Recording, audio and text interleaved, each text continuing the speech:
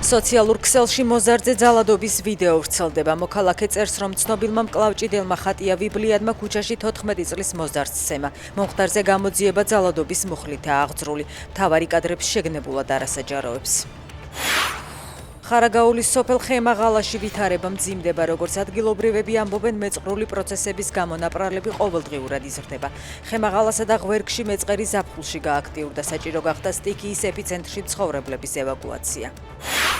2017 წელს, როდესაც არჩევნებში მონაწილეობას პირველად ვიღებდი, მჭირდებოდა თბილისელებისთვის მტკიცება, რომ საქმის კეთება შემიძლია. დღეს უკვე, როდესაც ხალხს ხვდებით ავაწეული მოვდივარ, ამბობს კალაძე კრწანისელ ამომრჩევლებთან წინა საარჩევნო შეხვედრაზე. მისი თქმით, ამაყია, რადგან ზურგს გაკეთებული საქმეები უმაგრებს. რუსული ოცნება ელენე ხოშტარია-მელიქიშვილის გამზირზე კალაძის საარჩევნო ბანერზე წარწერა გააკეთა.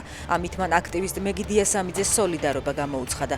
დიასამიძემ მსგავსი ქმედებისთვის 8 სექტემბერს დააკავეს და სისხლის სამართლის საქმე აღუძრეს. დიასამიძე გირაოს სანაცვლოდ გაათავისუფლეს. გაეროს შეუძლია სამშვიდობოები გაგზავნოს უკრაინაში ცეცხლის შეწყვეტის რეჟიმისა და ომის შემდგომი რეკონსტრუქციის მხარდასაჭერად.